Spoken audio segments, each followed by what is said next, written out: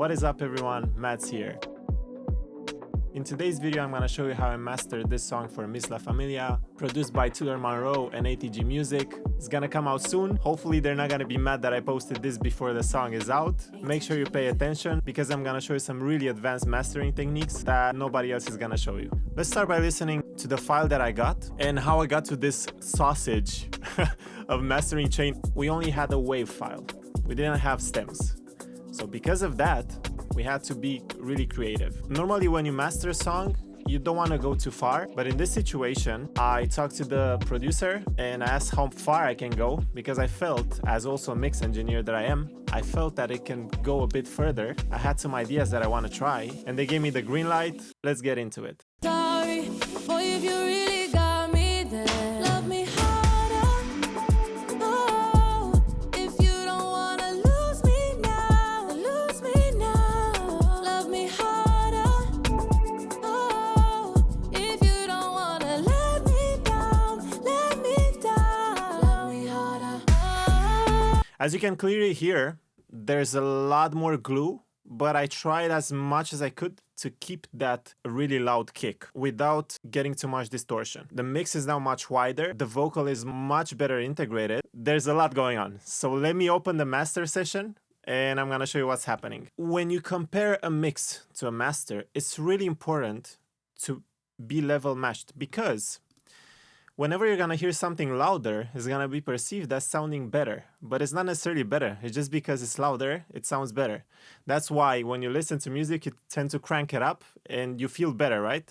It's the same thing as with the mixes. Just because you made it louder, it doesn't mean that it's better. So whenever I'm mixing and mastering, I'm always working with this free analyzer, Voxengo Span. If I don't have this when I'm working, it's like driving in the rain without windshield wipers. And I don't know how people can work without this specific analyzer, because if you use these settings that I have here, it's gonna be magical what's gonna happen. And it's gonna show you a lot of things with your mix and a lot of issues. As you can see, there's a lot of effects here, but I promise you all of them make sense. Each song is different and each song needs something else. I would never use this chain on another mix that I'm doing. This one just works for this song, but you can take ideas from this. That being said, let's see what I've done here. First thing, let's see what is this thing called chain and side. In Ableton, you can actually split the signal chain in two in parallel. So you're gonna see a lot of these audio effects racks where I'm splitting the signal in two. So this is like the main one, and this is a parallel chain that I have. I called it side. I'm gonna solo just this side part, and let's see what it's doing. There's a lot of latency, by the way, because there's a lot of latency adding plugins. So we're gonna hear everything a bit delayed. Okay, sounds weird, right? So what I did, I isolated just the mid of the sound, not the sides. Then I saturated that mid. Yeah. And then I took this plugin wider to make it really wide. But I'm only affecting the mid part of the sound. Why don't I want to affect also the sides? Because I don't want to enhance something that's already wide. If I'm gonna do that, I'm gonna increase the issues that could arise from phase correlation when it gets back into mono. Now, you can do this, but when you do that, you also insert some mid signal back in the chain, because the mid signal is still there, right? You're adding width, but the mid signal is still there. How do you get rid of that issue and you just keep the signal that the wider plugin is adding? Well, on this chain, you can actually create a new one that does the exact same thing, minus the wider, and then you flip the phase. And now what's gonna happen, we're removing the mid signal that's actually creating the width, and we're just keeping what the wider plugin is doing.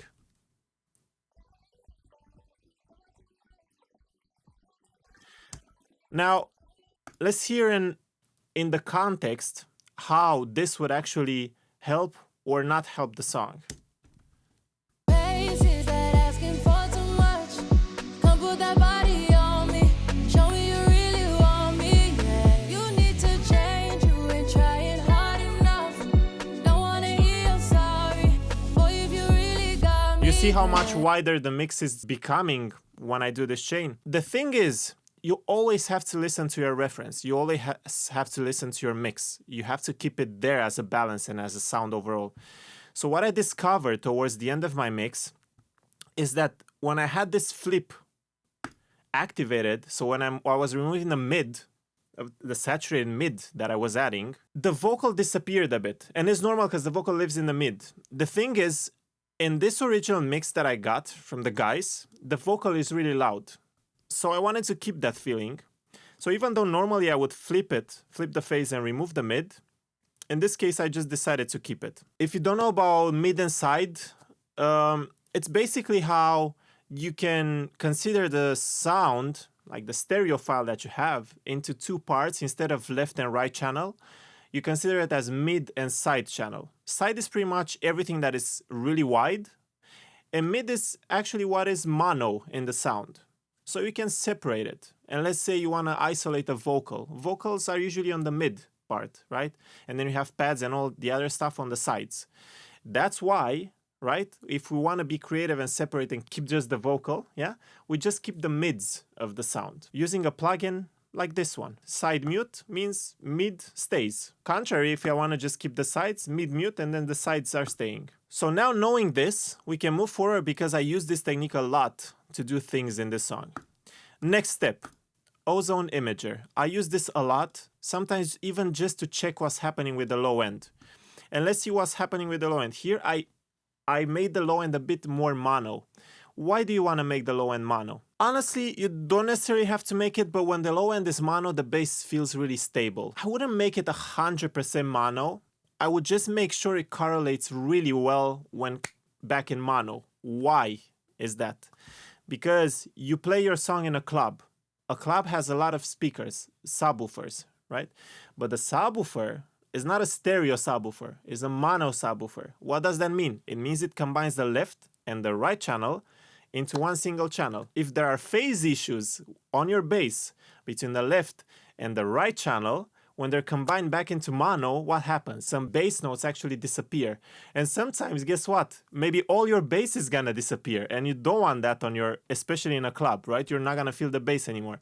So what you wanna do, use this ozone imager, keep like solo just the bass, yeah, the low end, and let's hear how it sounds and what it looks here and on the correlation meter. You see? Correlation is very good. Is pretty much all the time 1. That means that whenever we're gonna go back into mono, it's still gonna sound great in subwoofers and we're not gonna lose any of it. Now what I did here is I actually just like removed a bit of the wideness of the bass because I wanted to make it feel more tight and in your head if you're listening on headphones, not like on the sides and lost in the frequencies of the pads and all of that. Okay, let's remove this solo button. Now next thing, EQing. In this area I heard some problems. I heard some too much knock from the kick, right? This is where usually the knock from the kick is 140 hertz, 190 hertz, yeah?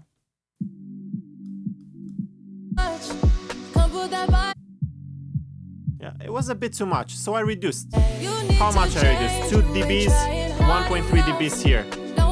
Averaged around 3 dBs in this area. It's not a crazy amount.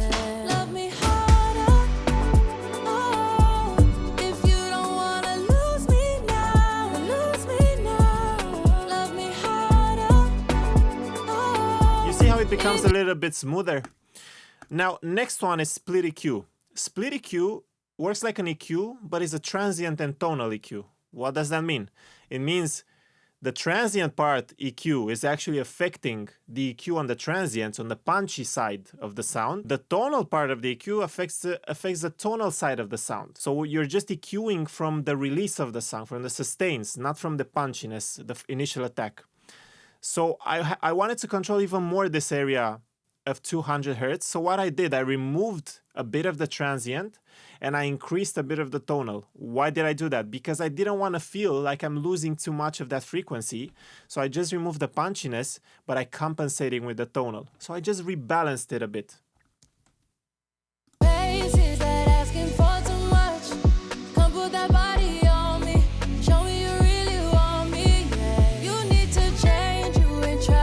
Okay, now Pro MB. This one is cool. I went pretty creative here. So what I did here, this band is gonna expand. It's not gonna compress. The same as this bend. The cool thing, they're not gonna expand based on what's happening on the bend. No, they're gonna expand based on the kick and the bass. So whenever the kick is pumping, it's also pumping these frequencies. So it's creating this feeling in the song that there's more dynamic, which is exactly what I wanted.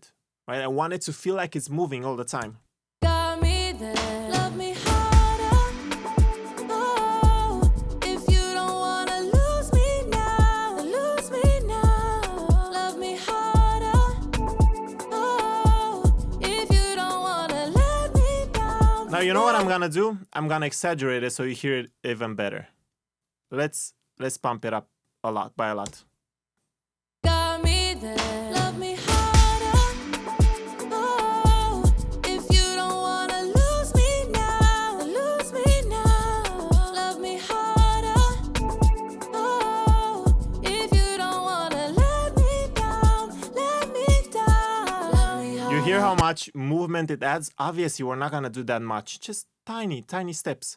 Don't forget, in mastering, you have to work with tiny steps. You cannot work with like 7 dBs of edits, right? That's way too much. You do that in the mixing stage. I'm taking this tiny moment to tell you that I'm preparing the most amazing mixing and mastering school that exists out there. It's gonna be crazy. It's gonna be like 40 hours of content. Takes you from 0 or whatever level you're at to like the most advanced and amazing techniques that you can know. So make sure you hit that subscribe button because it's gonna be coming out soon. Never been done at this level, that's for sure. Then another EQ. This EQ is just removing a tiny bit of 4.3K. Nothing crazy. Oh, if you don't wanna lose me Okay, this is one of my favorite chains. Let me play it for you.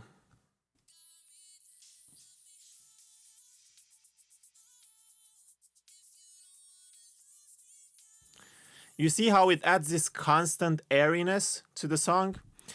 This is very easy. It's like, basically it's a lot of de-essing that goes into compression. got me there. Love me harder. Yeah? That goes into a Pultec EQ and boosts a lot and attenuates a lot of the low end and boosts a lot of the high end. Goes into Saturn, that's saturating whatever is happening all over the song, yeah? Linear phase and high quality, yeah? And then another time compression. Why? Because if there's any sibilance, it's gonna be lowered, right? We're gonna compress the heck out of it. We don't care that it's sounding too compressed. That's the idea of this chain. We want it to sound compressed. We want it to keep the air there, and we don't want anything poking out. Another de-esser that is cleaning up even more. De-essing is pretty much compression on a band, so. And then a limiter that's catching every peak that's going too high. We don't want that. And then we just have an EQ, linear phase, yeah? So that when we blend, we don't have phasing issues. We use pretty wide cues when we do that. This one, 12 dBs. Sometimes you have to use 6 dBs. If you use 6 dBs, you can even get away with the linear phase and just use normal phase, yeah? This is changing a lot. As you can see, I didn't add that much. I just added a tiny bit of air to the mix. Got me there. Love me harder. Oh, if you don't wanna lose me now, lose me now. Love me harder. Oh, You see how much brighter and shinier it gets without sounding harsh. That's the idea. We don't want to sound too harsh, yeah? We can move away from this and go forward. What do we have here? Unisum. This one, when I'm bouncing and when I'm actually exporting, is gonna be pristine. It uses so much CPU for this purpose that we're showing stuff now, yeah? So I'm gonna put it on high for now. This is my favorite preset. I don't use this as a compressor. I use this for creating more wideness in the song. got me there.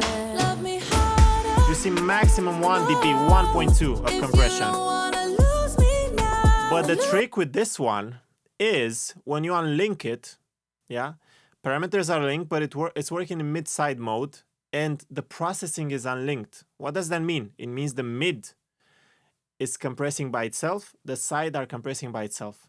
Because the kick, the snare, the vocal are on the center, which is on the mid, that gets compressed a bit more. So whenever those are compressed, whenever kick is hitting, the sides stay up because they're not gonna be affected by the compression, and the mid is compressed. So whenever the kick and the vocals are happening, the sides are gonna appear like they're going up, and there's always a widening effect in the song, which is really lively and dynamic, and every time is changing based on what's happening in the song. This is one of the best things that you can do to your mix bus or your master, because it's adding width without actually adding any widener. It's so good. Let's see with and without. The difference is subtle though. Got me there. Love me harder. Oh, if you don't wanna lose me now, lose me now. Love me harder. Oh, if you don't wanna let me down. Next plugin, Pro MB. What are we doing here? We're balancing a bit even more the low end. Got me there. Love me harder. Compressing a bit that low end because the kick is a bit too loud for my taste, and I want to reduce it a bit.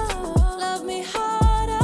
Simple band, simple shelf. Let me down, let me down. As you can see, it's only doing 1 dBs, Love me harder. maybe 1.5 dBs, Love me harder. and I'm compensating that bass loss by gaining it back, right? So I'm just gaining in, and whenever the kick is too much, it's reducing a bit. That means we're still there, but the bass is a bit tighter. Newfangled Punctuate. This is a transient designer. We're adding more punch to the mix, and we're focusing that in the high end area of the song. We don't want that on the low end. We already have a lot of punch there.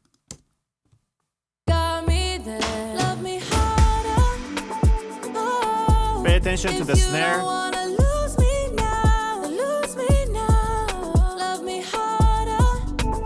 Oh, if you don't wanna. You see how the song is becoming more alive? That's the thing with transients. Transients make the song feel more alive. It gives more energy to the song, it gives more movement, and it gives more knock. Hits your head better. Okay, Sooth. As you can see, I have an ultra oversampling and ultra resolution when it's bouncing, but real time is not like that. It's mid-side, 0% link, which means mid is working by itself, side is working by itself. And it's most of it, as you can see, is doing mid. Yeah, only 30% is doing sides. What is this doing? This is just smoothing out those harsh sibilance in her vocal. Got me there. Love me harder. Oh, if you don't wanna lose me now. Tiny amounts, 1.5 dBs, not that much. See, even like the mix is just 50%. We don't want to go too far. Again, we don't want to lose the dynamics of the song. The next step, and this is a cool one. So what I did here, I felt the need of some compression. This is like a great trick for your drums bass, for example, if you want to add punchiness in a natural way. Attack with this compressor, 30 milliseconds, release very fast. What's that gonna do is gonna let those transients come in, and it's gonna let it go really fast, so it's not gonna sound too compressed. Got me there. Love me harder. Oh, if you don't wanna lose me now, lose me now. Love me harder. Oh, if you don't wanna. We're not doing a lot. We're doing 1.5 dBs, 2 dBs maximum, and then in parallel, this is a cool trick. Check this out.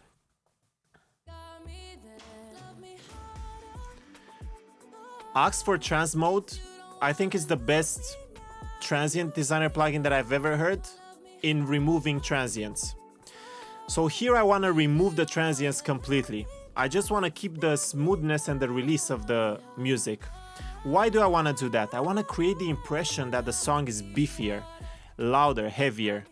I'm removing all the transients by using this dial pretty much. Yeah. And then I'm compressing the heck out of it.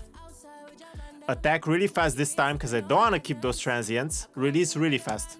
And listen to the difference it makes. This compressor.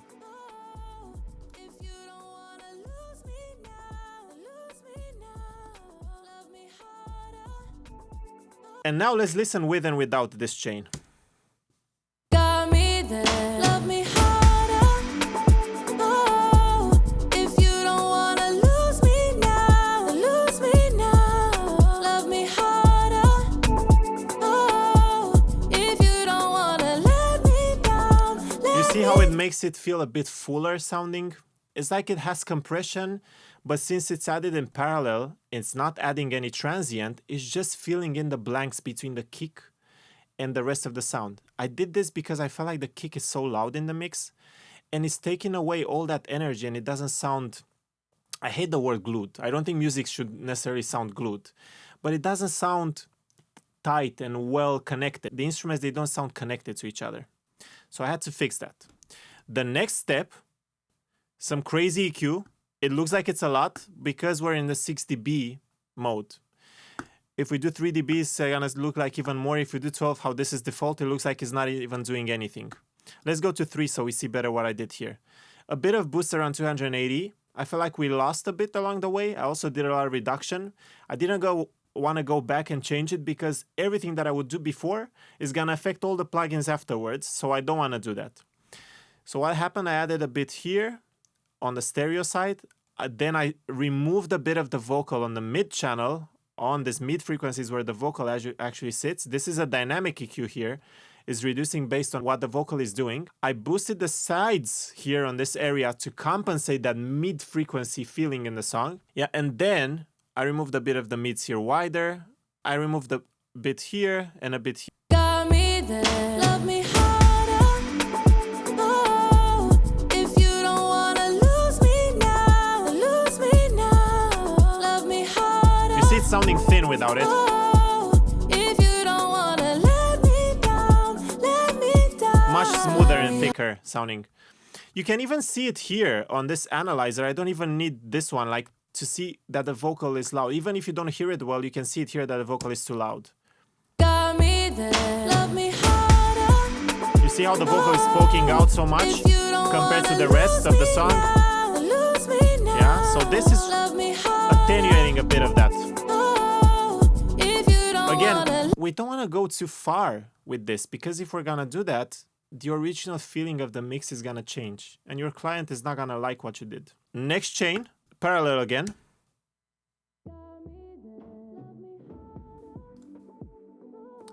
This band here, this part, selecting only this part and compressing it. Fast attack, I don't want that punch. I don't care about the punch here. I just want it to be more stable in the mix and sound a bit thicker. If I would just do an EQ and boost it, it will boost everything. It will boost the transients, it will boost everything. My idea is not to add transient and dynamic in that area. I already have a lot of dynamic. My idea is to make it thicker sounding and more constant. Yeah, and let's hear with and without. This is gonna make a big difference. Got me there. Love me harder. Oh, if you don't wanna lose me now, lose me now. Love me harder. Oh, if you don't wanna let me down, let me. You see how that low pad comes and shines better in the mix? Okay, next step. This is a controversial one. Because this, I took a lot of creative liberty to do it. I didn't ask the producer. I just did it because I felt like I had to do it. I just couldn't stop myself. I felt like there could be more space and reverb on the vocal. How do you do that, considering you have so many things going on and you have a WAV file? You don't have just the vocal. The best way to do it, as I found, is by being really creative. I'm just keeping the mid where the vocal lives, yeah? Then what am I doing? Let me show you. Utility plugin, just removing that gain. It's too much level, yeah? Okay, then Ozone Master Rebalance, removing the drums. Ozone Master Rebalance, removing the bass.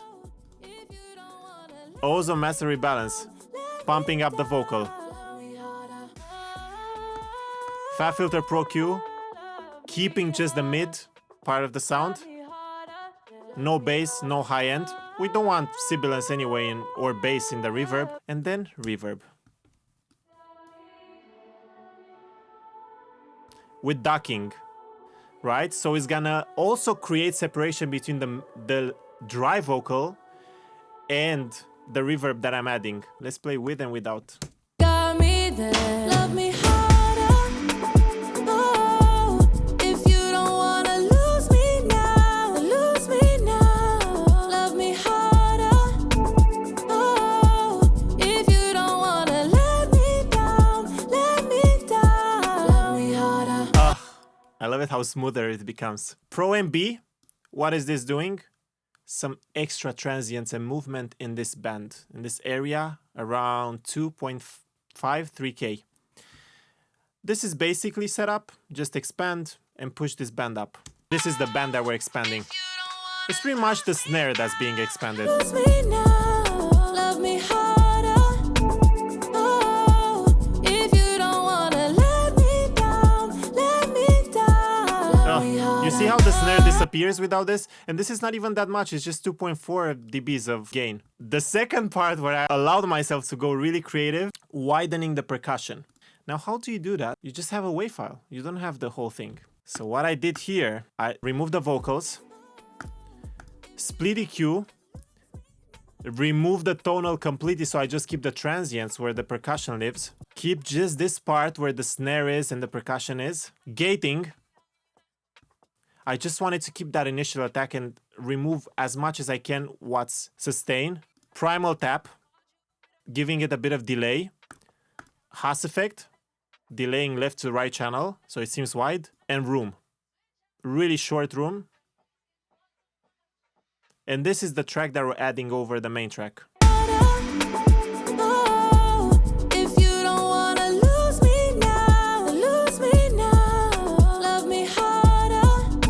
Oh, if you don't wanna I love when you're doing like tiny things, but they make such a big difference in the context. Next one, Manly Massive Passive EQ. This is literally doing almost nothing except a low pass at 40K. Yeah, it's removing a bit of that super high frequency. And then high pass at 23. So we're cutting a bit of the low end. Next one, I widened a tiny bit this band here. Tiny bit of widening. And this band here. I didn't want to touch this band. I don't want to lose the correlation. Yeah. And I don't want to over exaggerate the wideness of the super high frequencies.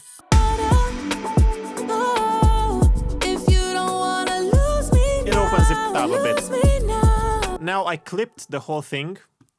Normally I would use oversampling 16x for this. Clipping. What does clipping do? It's just remove these peaks. It's just cutting them down in a really smooth way. I found that Ash is the most natural and least distorting clipper. Especially this mode, the Platinum Maker, and this mode, the Grey Apex. So let's hear this.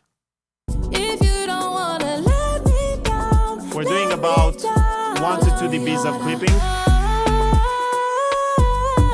Love me harder. Love me On certain harder. sessions, maybe even 2 dBs. If it sounds good, don't pay too much attention to how much you're doing. If it sounds good, it's perfect. But I would say don't go more than 5. Especially in a master situation, that would be a lot.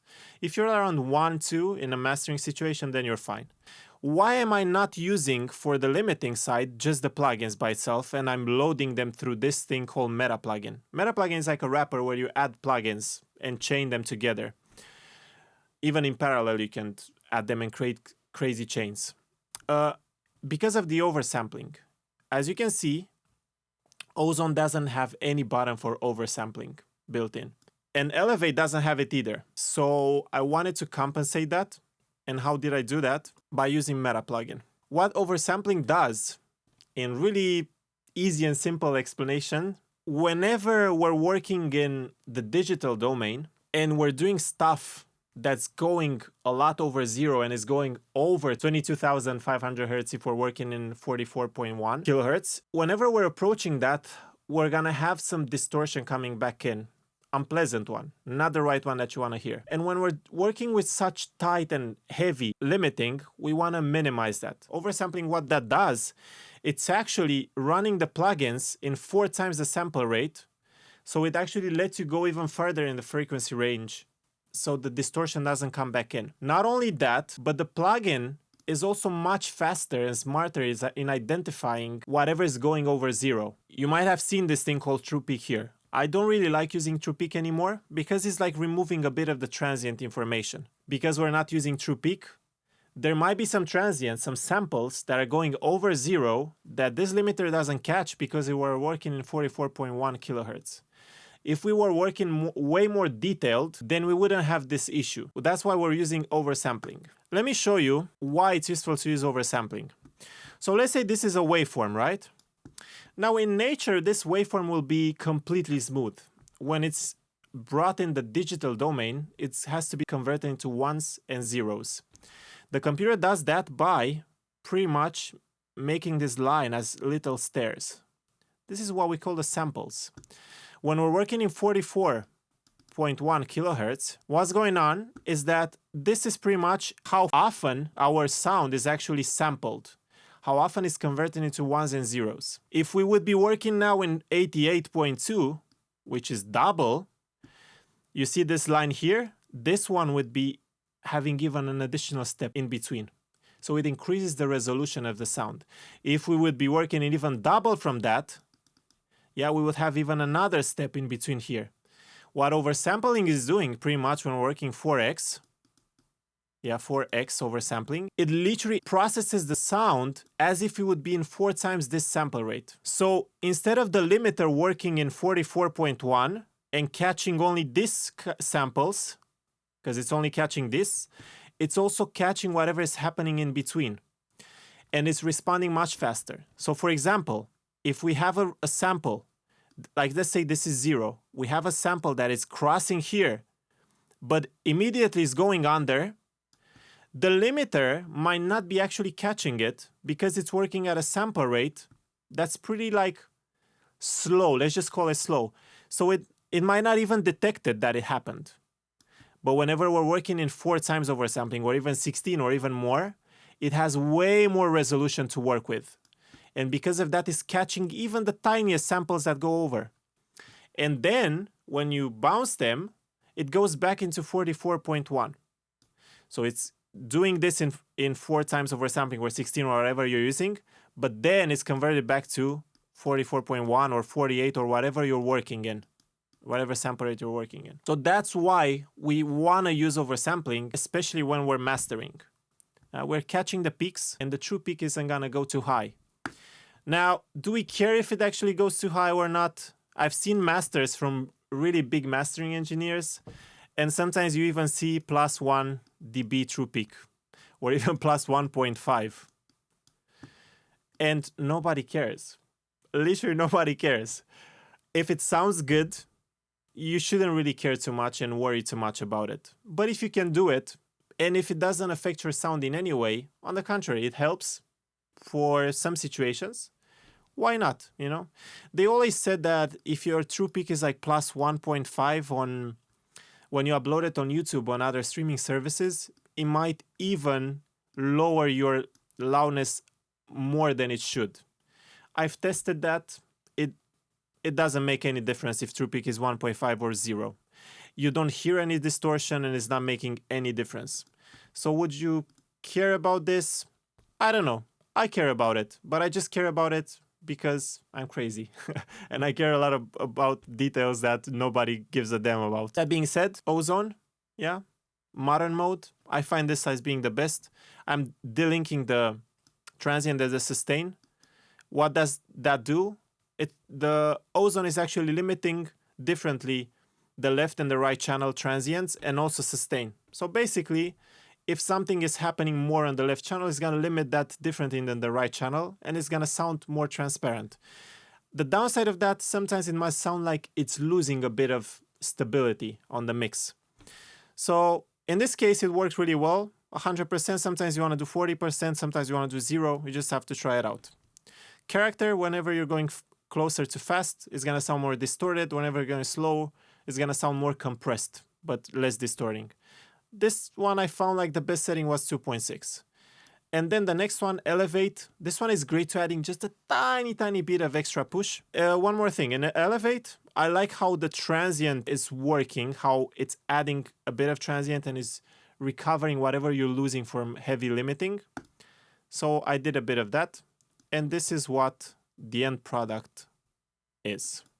And this, friends, was today's video. I hope you learned a lot of cool things from it. If you loved what I did here, make sure you subscribe and hit that like button and share this with your friends. And I want to help you guys be the best at making music. Now, if you're watching my other videos, you'll see they're all in Romanian.